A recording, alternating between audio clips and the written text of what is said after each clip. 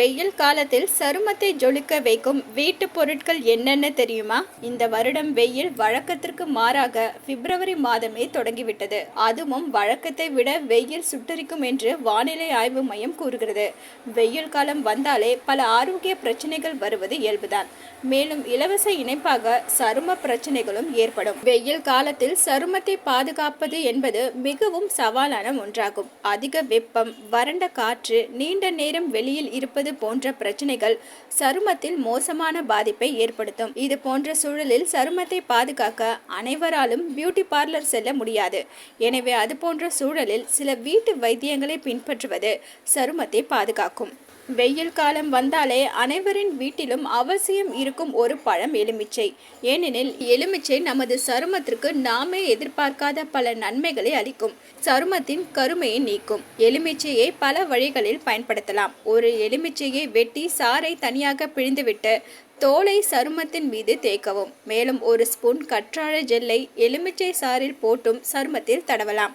பின்னர் 10 நிமிடம் கழித்து கழுவினால் சருமம் பளபளப்பாக இருக்கும். வெள்ளரிக்காய், எலுமிச்சை மற்றும் ரோஸ் வாட்டர் ஆகியவற்றை இணைப்பது அதிக வெப்பத்தால் ஏற்படும் சரும பிரச்சனைகளை குணப்படுத்தும் சிறந்த மருந்தாகும். இதிலுள்ள ஒவ்வொரு மூலப்பொருளும் அதற்கென தனிப்பட்ட நன்மைகளை கொண்டுள்ளது.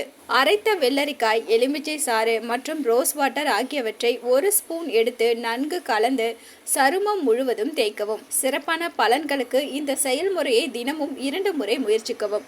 காய்ந்த பிறகு சருமத்தை நன்றாக கழுவவும். கடலை மாவு மற்றும் மஞ்சள் இரண்டுமே பல நூற்றாண்டுகளாக இயற்கை மருத்துவத்தில் பயன்பட்டு வரும் முக்கிய பொருட்களாகும். இதற்கு காரணம் அவற்றில் உள்ள மருத்துவ குணங்கள் தான். இவை இரண்டும் இணையும் போது அது சரும பிரச்சனைகளை குணப்படுத்தும். ஒரு சிறிய கிண்ணத்தில் 2 ஸ்பூன் கடலை மாவு மற்றும் அரை ஸ்பூன் மஞ்சள் தூள் ஆகியவற்றை கலக்கவும். பின்னர் இந்த கலவையில் 2 ஸ்பூன் தயிரை சேர்த்து ஒரு மென்மையான பேஸ்டை உருவாக்குவோம். தயிர் சருமத்திற்கு கூடுதல் ஈரப்பதமூட்டும் நன்மைகளை கொண்டுள்ளது. வெயிலால் பாதிக்கப்படும் இடங்களில், குறிப்பாக முகம் மற்றும் கழுத்தில் பேஸ்டை தடவுவோம். இந்த பேஸ்ட் முழுமையாக காய்ந்து போகும் வரை காத்திருக்கவும். உலர்ந்ததும் வெதுவெதுப்பான நீரில் நன்றாக கழுவினால் பொலிவான சருமம் கிடைக்கும். ஓட்ஸ் மற்றும் மோர் இரண்டுமே சருமத்திற்கு பல நன்மைகளை வழங்கக்கூடிய 2 சக்தி வாய்ந்த இயற்கை பொருட்களாகும். இவை இரண்டும் இணையும் போது அது சக்தி வாய்ந்த கலவையை உருவாக்குகிறது.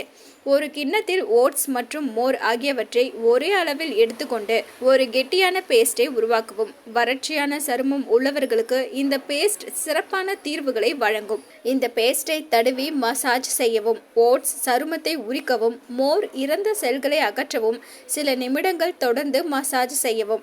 இந்த பேஸ்டை வெதுவெதுப்பான நீரில் கழுவவும். இது சருமத்தை நீரோற்றமாகவும் மென்மையாகவும் வைத்திருக்கும். அலோ சிட்டி டிவியை லைக் பண்ணுங்க, ஷேர் பண்ணுங்க, மறக்காம சப்ஸ்கிரைப் பண்ணுங்க.